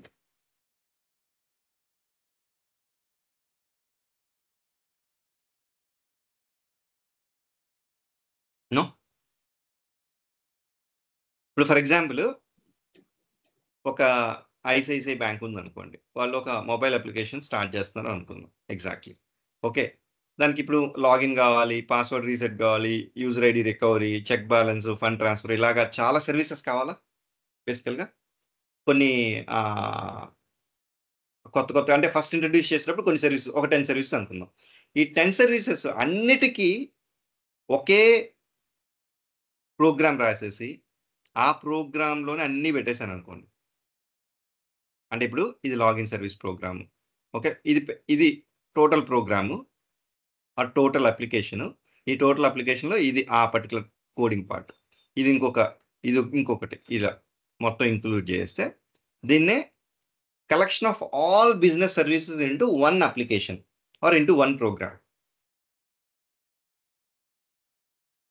Is known as monolithic application. అంటే ఫస్ట్ మనకి ఈ ఆర్కిటెక్చరే ఉండేది ఒక 15 to 20 years బ్యాక్ బేసిక్లీ కూడా. Okay, monolithic application. దీనివల్ల డిసడ్వాంటేజ్ ఏంటి? లేకపోతే ఫస్ట్ అడ్వాంటేజ్ డిస్కస్ చేద్దాం. Exactly, simple to develop, faster to develop, easy to test, easy to deploy. ఎందుకని? అన్నీ ఒక అప్లికేషన్లోనే ఉన్నాయి, టకటక సింపుల్గా చేసుకుంటాం. ఓకే, తర్వాత ఫాస్ట్గా కూడా డెవలప్ చేసుకోవచ్చు ఒకే అప్లికేషన్ కాబట్టి. ఈజీ టు టెస్ట్, ఎందుకని? కొంచెం ఇనిషియల్గా తక్కువ సర్వీస్ ఉన్నాయి కాబట్టి ఓకే, ఈజీ టు టెస్ట్. తర్వాత easy to deploy also. One application you will B deploying it. Exactly. But disadvantages ఏంటి? ఇప్పుడు ఫస్ట్లో తక్కువ సర్వీసెస్ ఉన్నాయి, పోన్ ఫీచర్స్ పెరగడం, సర్వీసెస్ పెరగడం జరిగినప్పుడు complexity increases with time, right? Exactly. Okay, తర్వాత డిఫికల్ట్ టు అండర్స్టాండ్. ఒకే దాంట్లో మొత్తం ఫర్ ఎగ్జాంపుల్ లైక్ ఫస్ట్ ఇయర్లో మనం మొబైల్ అప్లికేషన్ రిలీజ్ చేసినప్పుడు ఓన్లీ ఒక 5 సర్వీసెస్ ఉన్నాయి, బాగానే ఉంది. ఇప్పుడు ఒక 5 years అయిన తర్వాత దానికి ఒక 200 సర్వీసెస్ వచ్చాయి. 200 సర్వీసెస్ మొత్తం ఇక్కడ ఒకే ప్రోగ్రాంలో చేసి పెట్టేసి ఉంటే ఏది ఎక్కడ ఉంది, దాన్ని ఒకటి చేంజ్ చేస్తే ఇంకో దాని మీద ఏమైనా ఎఫెక్ట్ ఉందా, ఇదంతా కూడా చాలా తలనొప్పి కదా బేసికల్ కూడా. ఓకే, సో తర్వాత అప్లికేషన్ కూడా ఒకే అప్లికేషన్ కాబట్టి హ్యూజ్ అయిపోద్ది, స్లోయర్ రెస్పాన్స్. ఎగ్జాక్ట్లీ, ఏదో ఒక చిన్న రిక్వెస్ట్ పంపించినా కూడా అంతా మొత్తం కంప్లీట్ చేసుకొని రావాలి రెస్పాన్స్. ఎగ్జాక్ట్లీ, అప్పుడు ఏమవుద్ది? హ్యూజ్ అప్లికేషన్ కాబట్టి స్లోయర్ రెస్పాన్స్ ఉంటుంది. ఇవన్నీ డిసడ్వాంటేజెస్. అంటే over a period of time the complexity increases and then difficult to understand also will be very very high. తర్వాత రెస్పాన్స్ కూడా స్లో అవుద్ది. ఎందుకని? హ్యూజ్ అప్లికేషన్ అవుద్ది. హ్యూజ్ అప్లికేషన్ అయితే స్లో రెస్పాన్స్ ఎందుకు అవుద్దని ఏమన్నా చెప్పగలుగుతారు? ఇప్పుడు ఫర్ ఎగ్జాంపుల్ ఒక 10,000 word డాక్యుమెంట్ ఉంది, దాన్ని ఓపెన్ చేయండి, అదే ఎంత ఫాస్ట్గా ఓపెన్ అవుద్దో చూడండి. అదే ఒక 10 lakh word డాక్యుమెంట్ ఉన్న 10 lakh words ఉన్న డాక్యుమెంట్ని ఓపెన్ చేయండి, అది ఎంత టైం పట్టుద్దో చూడండి. రెండింటికి ఏంటి తేడా? The size of the words or the number of words available in the document, the size of the document is varying. So ఎప్పుడైతే ఒక అప్లికేషన్ కానీ డాక్యుమెంట్ కానీ హ్యూజ్ అవుద్దో automatically the response time will be higher. Response time higher అయితే ఇప్పుడు for example ఒక example చెప్తాను. ఇప్పుడు మీరు ఫ్లిప్కార్ట్ ఈకామర్స్ సైట్కో లేదా అమెజాన్ ఈకామర్స్ సైట్కో వెళ్ళి మీరు ఆర్డర్ ప్లేస్ చేస్తున్నారు. ఆర్డర్ ప్లేస్ చేసేటప్పుడు చేసిన తర్వాత every time it is taking 5 minutes to respond. మీరు అసలు నెక్స్ట్ టైం ఆ వెబ్సైట్లోకి వెళ్ళి ఆర్డర్ చేస్తారంటే అసలు మీరు పేమెంట్ అయిపోయిన తర్వాత 5 minutes తిరుగుతూనే ఉంది. So the response time is very very crucial. It has to be in milli seconds. ఇమీడియట్గా మీరు చేయడం, ఇమీడియట్గా రెస్పాన్స్ వెళ్ళిపోవాలి, లేకపోతే టూ డిఫికల్ట్. బిజినెస్ లాస్ చాలా ఎక్కువ ఉంటుంది అనమాట. ఓకే, అందుకని slow response time is not acceptable in the today's era. Okay, that is the reason. ఈ హ్యూజ్ అప్లికేషన్ అవ్వడం వల్ల స్లో రెస్పాన్స్ కూడా ఉంటుంది కాబట్టి it is one of the disadvantage. సరే, deploy entire application even for a small update. ఇప్పుడు for example ఇప్పుడు నేను చెప్పిన ఒక 4-5 సర్వీసెస్ ఉన్నాయి. ఆ 4-5 సర్వీసెస్లో కూడా దేంట్లో ఒక చేంజ్ వచ్చినా, ఇప్పుడు లాగిన్లో చేంజ్ వచ్చినా మరో సర్వీసెస్ కూడా ఎఫెక్ట్ అవుతాయి. ఈ అప్లికేషన్ డిప్లాయ్ చేస్తున్నాం కాబట్టి వేరే సర్వీసెస్ వర్క్ అవ్వవు ఆ టైంలో. ఇప్పుడు ఫర్ ఎగ్జాంపుల్ మీరు అబ్జర్వ్ చేస్తా ఉంటే బ్యాంక్స్ డౌన్ టైం చెప్తూ ఉంటాయి కదా, ఈ పర్టికులర్ టైం నుంచి ఈ పర్టికులర్ టైం దాకా డౌన్ టైం అని చెప్తుంటారు. ఒక సాఫ్ట్వేర్ ప్యాచెస్ ఇంకోటో ఏదో ఒకటి మెయింటెనెన్స్ యాక్టివిటీ. ఇప్పుడు నాకు లాగిన్ సర్వీస్లో ఒక ఇష్యూ వచ్చింది. నేను ఈ పర్టికులర్ అప్లికేషన్ని మోనోలిథిక్ అప్లికేషన్లో చేంజెస్ చేసి డిప్లాయ్ చేస్తుంటే కొరవ సర్వీసెస్ కూడా ఎఫెక్ట్ అవుతాయా లేదా? Because all are available in the same application, which is a disadvantage. Exactly అదే పాయింట్ ఇక్కడ డిస్కస్ చేస్తుంది. Deploy entire application even for a small update. Make even other services not working or not available. Non-reliable. ఇప్పుడు first ఒక 4-5 services కాబట్టి okay, అదే ఒక 200 services ఉంటే ఏదో ఒక సర్వీస్లో ఎప్పుడొకప్పుడు ఏదో ఒక ఇష్యూ వస్తుంటుంది. అండ్ ఎవ్రీ టైం ఒక దాంట్లో ఇష్యూ ఉన్నా కొరవ సర్వీసెస్ కూడా ఎఫెక్ట్ అవుతూ ఉంటాయి, which is not a reliable thing. Exactly, not dependent, lot of dependency. ఎందుకని ఒకదాని మీద ఇప్పుడు ఒక చిన్న చేంజ్ చేశాను, ఆ చేంజ్ వల్ల వేరే ప్రోగ్రామ్స్ కూడా లోపల సబ్ ప్రోగ్రామ్స్ కూడా ఏమైనా ఎఫెక్ట్ అవుతున్నాయి ప్రతిసారి చెక్ చేసుకోవాలి నేను. సో ఇవన్నీ డిసడ్వాంటేజెస్ వల్ల అప్పుడు ఇండస్ట్రీ అంతా కూర్చొని థింక్ చేసి what will be the approach, ఏది వెళ్తే బాగుంటుంది ఏంటి అనేది చెక్ చేసుకుంటే ఓకే, అప్పుడు మైక్రో సర్వీసెస్ ఆర్కిటెక్చర్కి వచ్చారనమాట. దాన్ని ఏమంటారంటే మైక్రో సర్వీస్ అంటే చిన్న చిన్న సర్వీసెస్గా బ్రేక్ చేసి ఏ సర్వీస్కి ఆ సర్వీస్కి సపరేట్గా మనం అప్లికేషన్స్ రెడీ చేసుకుంటే ఆర్ ప్రోగ్రామ్స్ రెడీ చేసుకుంటే బాగుంటుంది కదా అని ఒక డెసిషన్కి వచ్చారు. దీనివల్ల ఒక కొంచెం ప్రాబ్లం ఏంటి అంటే కాస్ట్ పెరుగుద్ది అనమాట. బట్ కాస్ట్ పెరిగినా కూడా organizations are ready to accept that exactly because they had convenience exactly. Okay, అంటే ఇప్పుడు ఏం చేస్తాం, split the entire project into smaller business processes. అంటే లాగిన్ సర్వీస్ సపరేట్గా చేద్దాం, నెక్స్ట్ బ్యాలెన్స్ ట్రాన్స్ఫర్ సంబంధించిన సర్వీస్ని సపరేట్ చేద్దాం. అట్లాగా అంటే బిజినెస్ వైజ్ని కొన్ని ఒక్కొక్క దాన్ని ఒక్కొక్క ప్రాసెస్గా డివైడ్ చేసుకొని ఆ ప్రాసెస్కి అప్లికేషన్స్ రెడీ చేయడం స్టార్ట్ చేశారు. దాన్నే మైక్రో సర్వీసెస్ ఆర్కిటెక్చర్ అంటారు. Split the entire project into smaller processes, developing each business service as a separate project or application. Exact చేస్తే అప్పుడు ఏమైంది, సింపుల్, ఏం చేయట్లా, ఒక పెద్ద మొత్తం అన్ని సర్వీసెస్ కలిపి బ్రేక్ చేసుకొని సింపుల్గా చిన్న చిన్నగా చేసుకుంటాం, సపరేట్గా చేసుకుంటున్నాం. ఇప్పుడు లాగిన్ సర్వీస్లో ఏదైనా ఎఫెక్ట్ అయింది, అప్పుడు లాగిన్ సర్వీస్ సపరేట్గా చేస్తున్నాం కాబట్టి ఈజీగా అయిపోద్దాం. మనకి లాగిన్ సర్వీస్ ఒక్కటే కదా ఎఫెక్ట్ అవుద్ది, మీరు డౌన్ టైం చెప్పాలన్నా కూడా వేరేవి ఏమి ఎఫెక్ట్ అవ్వవు. ఎందుకని సపరేట్గా డిప్లాయ్ చేస్తున్నాం, సపరేట్ సర్వీసెస్, సపరేట్ ప్రోగ్రామ్స్ అవి బేసికల్గా. అడ్వాంటేజెస్ ఏంటి, లెస్ కాంప్లెక్సిటీ, దేనికి బ్రేక్ చేసాం కాబట్టి కొంచెం కాంప్లెక్సిటీ తక్కువ ఉంటుంది. డెవలప్ ఫాస్టర్ ఎప్పుడు, అదేంటండి ఒకటి రెడీ చేయడం ఫాస్ట్ కానీ మళ్ళీ అన్ని మల్టిపుల్ సర్వీసెస్ చేయాలంటే ఫాస్టర్ అని అంటున్నారు, మీరు కాంట్రాడిక్టరీ స్టేట్మెంట్ ఇస్తున్నారని కూడా డౌట్ రావచ్చు. ఫస్ట్లో కాదు, అంటే ఇప్పుడు ఫర్ ఎగ్జాంపుల్ ఏం చేస్తారంటే ఇప్పుడు ఒక 100 సర్వీసెస్ డెవలప్ చేయాలి. ఈ 100 సర్వీసెస్ డెవలప్ చేసేటప్పుడు ఫస్ట్లో ఏం ఐడెంటిఫై చేస్తారంటే రీయూజబిలిటీ ఉన్న సర్వీసెస్ ఏమైనా ఉన్నాయా అని చెక్ చేసుకుంటారు, అవన్నీ డెవలప్ చేస్తారు. అప్పుడు కొరవ సర్వీసెస్ చేసేటప్పుడు వీటిని రీయూజ్ చేసుకోవచ్చు కాబట్టి ఫాస్ట్గా అవుద్ది. అంటే లాంగ్ రన్లో ఫాస్ట్గా అవుద్ది, షార్ట్ రన్లో టైం పట్టుద్ది. అంటే ఏ ఇంటిగ్రేషన్ ప్రాజెక్ట్ అయినా ఏవైనా కానీ ఎప్పుడు కూడా 5 to 10 years వాళ్ళు ఎప్పుడు ఎలా చూస్తారంటే ఓకే నెక్స్ట్ 5 yearsలో ఏమవుద్ది, నెక్స్ట్ 10 yearsలో ఏమవుద్ది, ఎలా చేసుకుంటే బాగుంటుంది అని చెప్పి అలాగా they forecast and do the things exactly. Okay, అది చేసేటప్పుడు ఆ లాంగ్ రన్లో వీ కెన్ డెవలప్ ఫాస్టర్. ఇప్పుడు ఫర్ ఎగ్జాంపుల్ ఐసిఐసి ఉందండి, ఈ లాగిన్ సర్వీస్ అనేది నేను రెడీ చేసి పెట్టేస్తున్నాను. నేను ఇప్పుడు ఇది మొబైల్ బ్యాంకింగ్ కోసం వాడుతున్నాను ఈ లాగిన్ సర్వీస్. ఓకే, ఇప్పుడు ఈ ఐసిఐసిఐ వాడే మ్యూచువల్ ఫండ్స్కి ఇంకొక అప్లికేషన్, మ్యూచువల్ ఫండ్స్కి ఇంకొక ఆండ్రాయిడ్ అప్లికేషన్ రెడీ చేస్తున్నాడు. ఇప్పుడు ఇదే లాగిన్ సర్వీస్ రీయూజ్ చేసుకోవచ్చా లేదా? యా, చేసుకోవచ్చు. అప్పుడేమవుద్ది, రీయూజబిలిటీ వచ్చింది. అప్పుడు ఇది మార్కెట్కి తీసుకెళ్లేటప్పుడు ఫాస్ట్గా చేయొచ్చా లేదా? అది నేను నా పాయింట్ ఇక్కడ. కానీ ఇనిషియల్ డేస్లో ఆర్ ఇనిషియల్ పీరియడ్లో మాత్రం it will take time because you need to segregate all the services and develop. Reusability identify చేసి అవన్నీ చెక్ చేసి ప్రాపర్గా దాన్ని సెగ్రిగేట్ చేసి చేసేదానికి టైం పట్టుద్ది. బట్ లాంగ్ రన్లో డెవలప్మెంట్ ఫాస్ట్గా జరుగుద్ది అనేది ఇది ఒక క్లాసిక్ ఎగ్జాంపుల్. తర్వాత ఈజీ టు అండర్స్టాండ్, ఎందుకని because you already broke dum into pieces, already ఈజీగా అండర్స్టాండ్ చేసుకోవచ్చు. పీసెస్గా బ్రేక్ చేస్తున్నావు కాబట్టి మేనేజ్ చేయడం కూడా ఈజీ. అండ్ రీయూజబిలిటీ ఎప్పుడన్నా ఉంటే ఇప్పుడు నేను చెప్పినట్టు రీయూజబిలిటీ కూడా చేసుకోవచ్చు. And scalable easily. ఇప్పుడు ఫర్ ఎగ్జాంపుల్ ఇది ఒక మంచి ఇంపార్టెంట్ పాయింట్. ఇప్పుడు ఫెస్టివ్ సీజన్ వచ్చిందండి, ఫ్లిప్కార్ట్ ఉంది. ఫ్లిప్కార్ట్లో ఒక మోనోలిథిక్ అప్లికేషన్ చేస్తున్నాడు, అంటే మోనోలిథిక్ అన్నీ ఒకే దాంట్లో ఉన్నాయి అనుకుందాం. ఇప్పుడు ఫెస్టివ్ సీజన్లో మామూలుగా రెగ్యులర్ ట్రాఫిక్ ఎంత ఉంటుంది, for example per day 3 lakhs per day అనుకుందాం. 3 lakh people are using Flipkart application. Okay, ఇప్పుడు ఫెస్టివ్ సీజన్ వస్తే for example 5 lakhs per day అనుకుందాం. ఈ 5 lakhs per dayకి 3 lakhs per dayకి సేమ్ సర్వర్స్ వర్క్ అవుతుందా? ఖచ్చితంగా కాదు. వాడు ఏం చేస్తాడు, రిసోర్సెస్ పెంచాలి బ్యాక్గ్రౌండ్లో. ఓకే, ఇప్పుడు దీంట్లో 100 సర్వీసెస్ ఉన్నాయి. ఈ 100 సర్వీసెస్లో ఒక 20 సర్వీసెస్కి నేను పెంచాలి సర్వర్స్ని.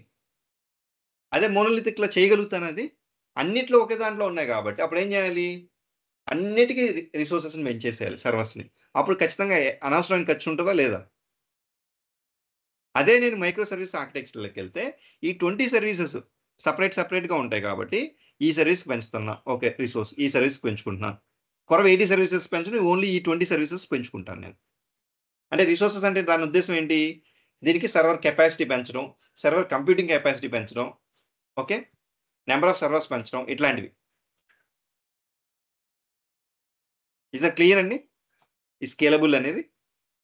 ఎందుకంటే 3 lakhs per day వచ్చే పీపుల్ 5 lakhs per day అయినప్పుడు దానికి రిసోర్సెస్ ఎక్కువ ఉండాలి. రిసోర్సెస్ ఎక్కువ లేకపోతే ఖచ్చితంగా మేనేజ్ చేయలేం కదా. ఇప్పుడు ఫర్ ఎగ్జాంపుల్ కారు ఉంది, 5 seater కారు. 5 seater కార్లో ఎంతమంది మేనేజ్ చేయగలుగుతాం? ఒక 5 people అనుకుందాం జనరల్గా. ఇంకా కొంచెం గట్టిగా అడ్జస్ట్ అయితే ఒక 7 people. ఒక 20 people కూర్చోవాలంటే కుదురుతుందా? ఖచ్చితంగా కుదరదు. అప్పుడేం చేయాలి? ఒక 2 cars 3 cars అరేంజ్ చేయాలి. అంటే అప్పుడు ఏం చేస్తాం? నెంబర్ ఆఫ్ సర్వర్స్ పెంచామని దాని అర్థం. క్లియర్ అండి? అర్థమైందా?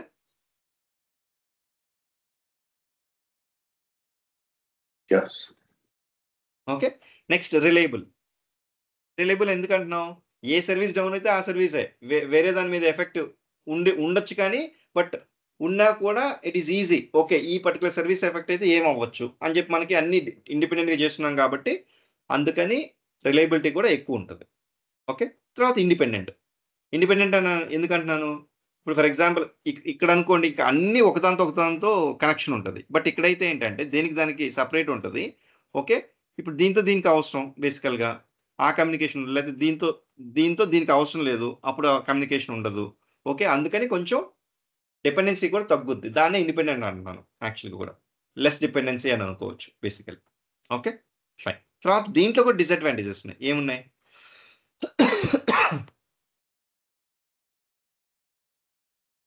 ఇప్పుడు మనకి మోనోలిథిక్లో ఇవి సర్వీసెస్.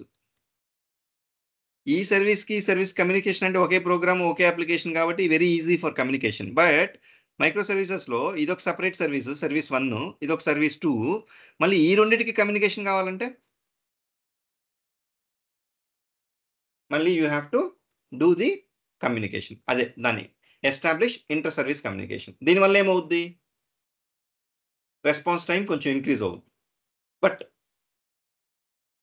ఇంక్రీజ్ అయినా దీంతో డిసడ్వాంటేజెస్తో పోల్చుకుంటే, దీంతో డిసడ్వాంటేజెస్తో పోల్చుకుంటే వీటి అడ్వాంటేజెస్ ఆర్ హయ్యర్ అండ్ ఆ రెస్పాన్స్ టైం కూడా నెగ్లిజిబుల్. ఓకే, ఇంక్రీజ్ అయినా కూడా. అందుకని we're going for micro services architecture. Okay. తర్వాత impact of change in one service on other services. ఇప్పుడు ఒక 20 సర్వీసెస్ ఉన్నాయనుకోండి, ఆ 20 సర్వీస్లో ఒక సర్వీస్లో ఏదైనా చేంజ్ వచ్చింది. What is the impact of on this particular service on the other services అనేది కూడా మనం కొంచెం చెక్ చేసుకొని దాన్ని బట్టి మనం యాక్షన్ తీసుకోవాల్సి వస్తుంది అనమాట. అది ఇంకా ఎక్కువ ఉంటుంది దేంట్లో? మోనోలిథిక్లో అయితే. బట్ దీంట్లో లిమిటెడ్ ఉంటుంది. బట్ లిమిటెడ్ ఉన్నా కానీ you have to evaluate each and every time. Exactly.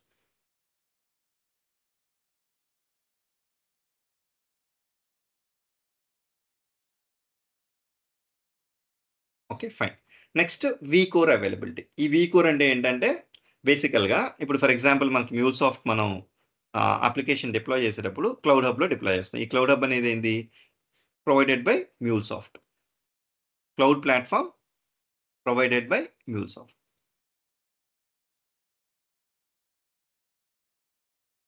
Okay. అయితే ఇది కంప్యూటింగ్ కెపాసిటీ. ఇప్పుడు మన ల్యాప్టాప్ ఉందండి. ల్యాప్టాప్కి ఏంటి ఫీచర్స్? జనరల్గా ర్యామ్, హార్డ్ డిస్క్, ఇవన్నీ కూడా మనం ఎలాగైతే చేస్తామో అలాగే మనం MuleSoft అప్లికేషన్ డిప్లాయ్ చేసేటప్పుడు మన సర్వర్ కెపాసిటీ. ఓకే. ఆ సర్వర్ కెపాసిటీ ఈ వీకోర్లో ఉంటుంది అనమాట. అంటే కంప్యూటింగ్ కెపాసిటీ. అంటే ఇప్పుడు ఈ వీకోరు ఇప్పుడు ఫర్ ఎగ్జాంపుల్ ఒక అప్లికేషన్ ఉంది, ఒక అప్లికేషన్ డిప్లాయ్ చేయాలి, ఒక 2 సర్వర్స్ సరిపోతాయి.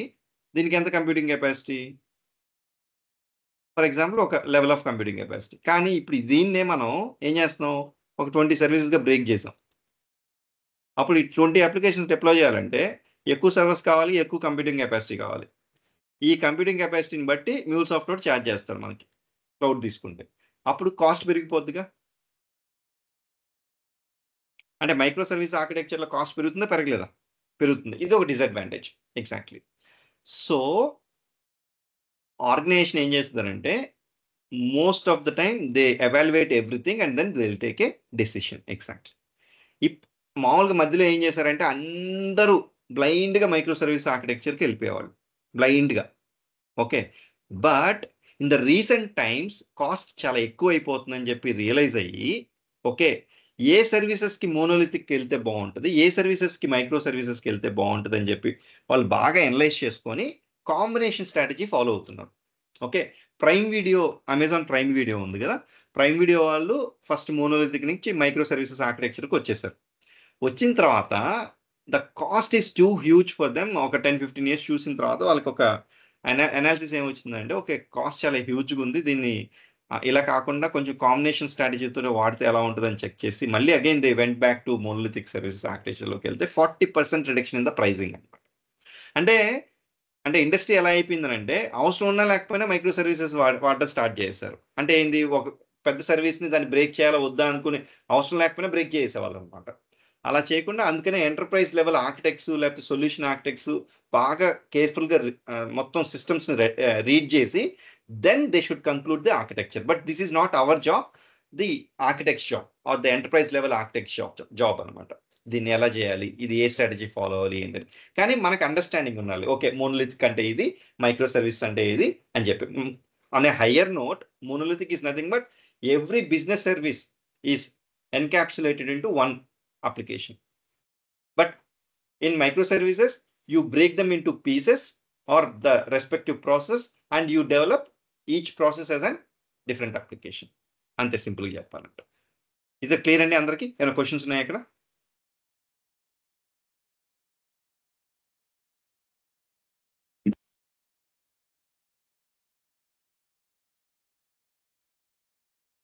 Okay, yeah fine.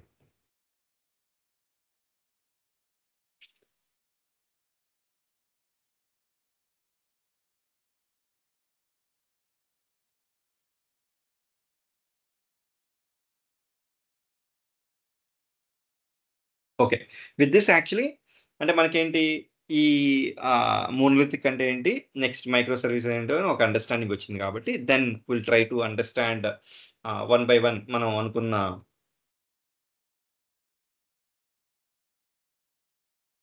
కోర్స్ కంటెంట్లో ఒక్కొక్కటి చూసుకుంటూ then will move on exact.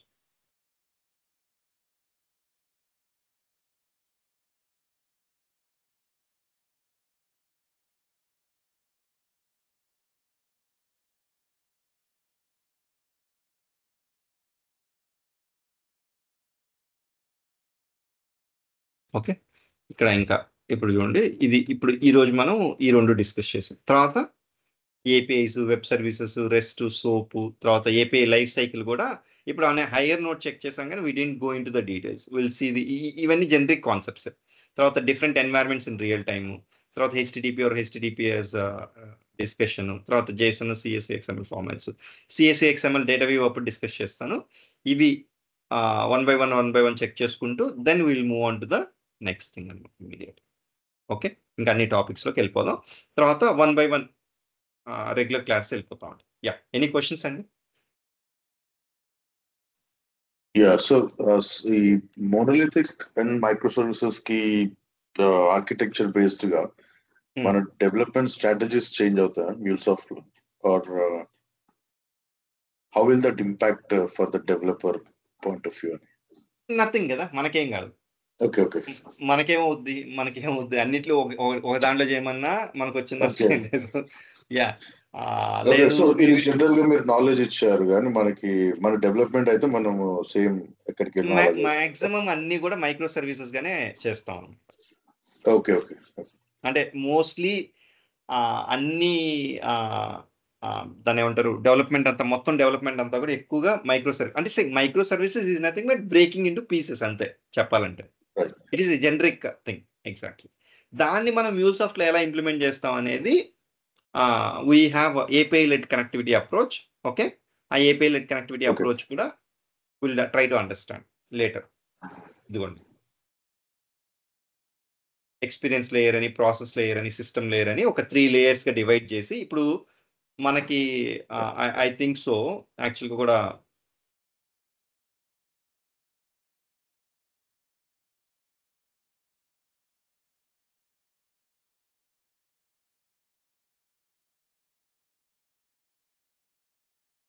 మీకు ఒకసారి చూపిస్తే దాంట్లో అది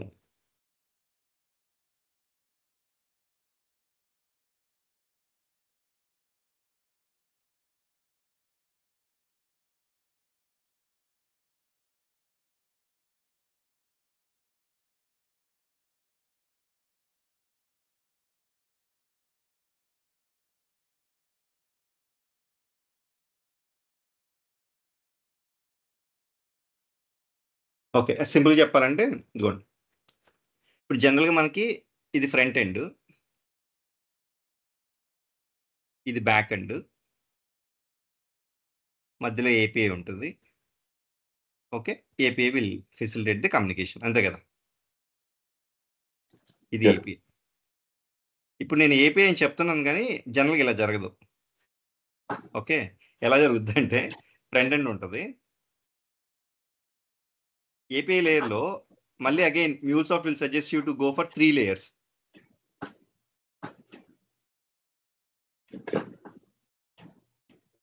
ఇది బ్యాక్ ఎండ్, ఇది ఫస్ట్ ఇక్కడికి వస్తుంది రిక్వెస్ట్, ఇది ఒక ఏపీఐ, ఇది ఒక ఏపీఐ, ఇది ఏపీఐ 1 అనుకోండి, ఇది ఏపీఐ 2 అనుకోండి, ఏపీఐ 3 అనుకోండి, ఇది Okay. It will communicate.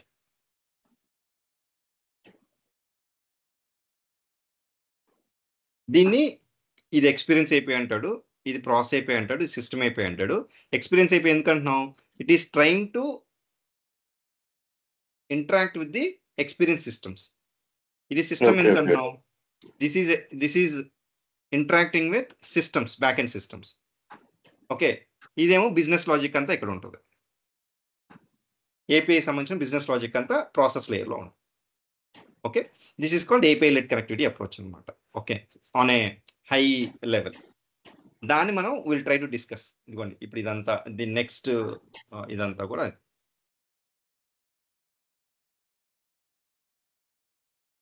Okay. ఇది ఎందుకు ఏంటి అని.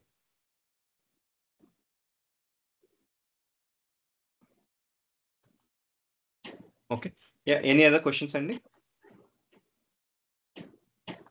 అయ్యా కంటిన్యూయింగ్ టు దిస్, నిన్న మీరు చెప్పారు కదా బిజినెస్ డెవలప్మెంట్ వాళ్ళు ఇంకా సొల్యూషన్ ఆర్కిటెక్ట్ వాళ్ళు ప్రాజెక్ట్ తీసుకుంటారు, డెవలపర్స్ కి విల్ గెట్ డివైడ్ చేస్తారు కి you work on this few APIs అని. సో వాట్ ఆఫ్టర్ దట్, అంటే మనం ఏపీఐస్ డెవలప్ చేశాక ఎలా ఉంటుంది, అంటే రియల్ టైంలో మన జాబ్ ఎలా ఉంటుంది, అంటే ప్రాజెక్ట్ ఉంటుందా ఎట్లా? అంటే see, it is similar to the other roles also, or other developers the same way. ఇప్పుడు డెవలప్ చేసిన తర్వాత ఆ పర్టికులర్ ఆర్గనైజేషన్లో సపోర్ట్ టీమ్ ఉందనుకోండి, ప్రొడక్షన్ సపోర్ట్ టీమ్. అప్పుడు ఏం చేస్తాం, మనం ప్రొడక్షన్లోకి పంపించేస్తాం. అప్లికేషన్ టెస్టింగ్ అంతా అయిపోయిన తర్వాత పంపించిన తర్వాత production support team will take care of those APIs develop. ఇదంతా కూడా లేదు, ఆర్గనైజేషన్కి సపోర్ట్ టీం లేదనుకోండి, మళ్ళీ సపోర్ట్ ఎవరు చేస్తారు, డెవలపర్స్ చేస్తారు, మనమే చేస్తాం. ఓకే, అండ్ ఎలాగా ఎన్హాన్స్మెంట్స్ వస్తుంటాయి. ఎన్హాన్స్మెంట్ అంటే ఏంటి, ఉన్న ప్రాజెక్ట్లోనే లేదా ఉన్న ఏపీఐస్లోనే ఏదైనా చిన్న చేంజెస్. ఎగ్జాక్ట్లీ, లేదు న్యూ డెవలప్మెంట్ రావచ్చు, ఆ న్యూ డెవలప్మెంట్ చేస్తూ ఉంటాం. Okay, so all the time you will be engaged in enhancements or the support or the development. Most of the time సపోర్ట్ని డెవలప్మెంట్ని సపరేట్ చేస్తారు ఆర్గనైజేషన్స్ అన్నీ కూడా. They will not merge. Okay, అందుకని డెవలపర్, అందుకనే ఒకవేళ సపోర్ట్లో చేయాలని ఎవరికైనా ఐడియా ఉన్నా కూడా డూ ఇట్ ఫర్ అనదర్ ఒక 6 months or 1 year వర్క్ చేయండి, కానీ don't be in support for the entire life time, which will kill your the financial capacity. Okay, అంటే మనకి బయటికి జాబ్ స్విచ్ అయ్యేటప్పుడు you will not get much packages and all. Exactly. Okay, and you will not get the details of the depth of the technology also. Okay, ఇప్పుడు for example MuleSoft సపోర్ట్లో ఎవరైనా చేశారనుకోండి, ఒక 1 year MuleSoft సపోర్ట్లో చేసిన పర్సన్కి 1 year MuleSoft development చేసిన పర్సన్కి he will have more knowledge and depth. Exactly. But ఒక 6 months to 1 year మాత్రం సపోర్ట్లో వర్క్ చేయాలి. ఓకే, అంటే మీరు అడిగిన క్వశ్చన్కి ఆల్వేస్ విల్ బి ఎన్హాన్స్మెంట్స్ అయినా చేస్తుంటారు లేదా డెవలప్మెంట్ అయినా చేస్తారు. ఇస్ దట్ క్లియర్ అండి? Got it. అంటే మనకు జనరల్ గా టీమ్ లాగానే ఉంటుందా, ఇండివిజువల్ రోల్స్ ఉంటాయా? అంటే ఇంటిగ్రేషన్ డెవలప్మెంట్స్ అంతా, ఇంటిగ్రేషన్ ప్రాజెక్ట్స్ అంతా ఎలా ఉంటాయంటే స్మాల్ టీమ్స్ ఉంటాయి. ఇప్పుడు ఏదో మనకి పైథాన్ జావా ప్రాజెక్ట్ అంటే ఒక 50 మంది 100 మంది 200 మంది అలా ఉంటారు కదా, జనరల్గా కూడా అలా ఉండవు. Okay, it will be from 2 to 10 ఒక టీమ్. ఓకే, ఈ రేంజ్లో ఉంటుంది అనమాట. కొన్ని ప్రాజెక్ట్స్ ఉంటాయి ఇండివిజువల్గా కూడా ఉంటాయి. ఓకే, ఫర్ ఎగ్జాంపుల్ ఒక 10 APIs ఉందనుకోండి ఆ పర్టికులర్ ఆర్గనైజేషన్కి, లేదా ఒక 20 APIs అనుకోండి. ఈ 20 APIs ఆల్రెడీ డెవలప్ చేశారు. ఓకే, ఏదైనా చిన్న ఎన్హాన్స్మెంట్స్ వస్తున్నాయి, అది ఓన్లీ 1-2 persons మేనేజ్ చేసుకుంటుంటారు అన్నమాట. అలాంటి సిచ్యువేషన్స్ కూడా ఉంటాయి అనమాట. Okay, Not only with MuleSoft integration tool, even with other integration tools also the same case. Got it, Andy? Yeah, I got it. You will not have huge teams. That is the answer. Okay, small teams ఉంటాయి ఇప్పుడు కూడా చెప్పాలంటే. I think Ramana మీరు ఏదో అడుగుతున్నారు. Ramana Rudra actually. I think Rudra మీరు చెప్పండి. I'm good, Maheshwar. Okay. Yeah. If no questions, then we'll wind up the session for today. Okay. Fine. Actually, rape session ఉండదండి. Okay, we'll connect on Monday. Okay. And ఈ Monday లోపల whoever is interested, reach out to your respective coordinators and then make the payments so that you'll be created ఒక WhatsApp group create చేసి will be added into that exactly. Okay. So that we can continue the sessions. Okay, we'll connect on Monday and the same time, and link also will get changed. Okay, the same link will not be working. Okay, na? Yeah. Any questions? Okay. So Monday 6th, sir. Yeah. Yeah. And what is day today? It's first, right? Yeah, 6th and 6th, 7:30 to 9 actually. And once the payment is done, you'll receive the new meeting link. Okay. Okay. Okay. Yeah. If no questions, then we'll wind up the session. Thanks, everyone. Yeah, Maheshwar, one last thing. Yeah. This Please, Andy. everything will be from scratch కదా అంటే JSON అంటే ఇవన్నీ నాకు తెలియదు. So from scratch. No. Actually, yeah. I think you have to see the first session complete అండి. ఇప్పుడు నేను ఇక్కడ మీరు అబ్జర్వ్ చేస్తే ఇక్కడ చూడండి ఒకసారి, ఇవన్నీ ప్రీ రిక్విజిట్స్. అసలు నేను చెప్పాల్సిన అవసరం మీరు ఇంటర్నెట్ లో చూసుకుని వచ్చేసేయండి అని చెప్పొచ్చు. ఇవి ఈ monolithic, micro services, APIs, web services, API life cycle, ఇవన్నీ కూడా చేస్తాను. ఇవన్నీ నేను ఎందుకు తీసుకున్నానంటే అక్కడ మీరు స్కాటర్డ్ గా చూస్తారు. వాళ్ళు ఇచ్చే ఇన్ఫర్మేషన్ టూ మచ్ ఉండొచ్చు, లేకపోతే తక్కువ ఉండొచ్చు. మీకు ఒక ఇంటిగ్రేషన్ డెవలపర్కి ఎంత కావాలో అంత నేను నీట్ గా డీటెయిల్డ్ గా ఇన్ డెప్త్ లో చెప్పాలి కాబట్టి అందుకని నేనే చెప్తున్నా ఈ ప్రీ రిక్విజిట్స్. సో ఇవే అంత మనం కేర్ తీసుకున్నాం కాబట్టి ఇంకా obviously no need to be worried. Okay, I'm targeting a non IT person. అసలు ఐటీ నాలెడ్జ్ లేని పర్సన్ కూడా ఇంటిగ్రేషన్ టూల్ నేర్చుకొని, ఈ MuleSoft టూల్ నేర్చుకొని he has to succeed in the interviews and job. That is the target. అలా ఉంటుంది program.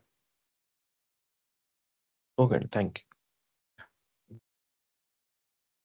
Okay, thanks everyone. Thank you.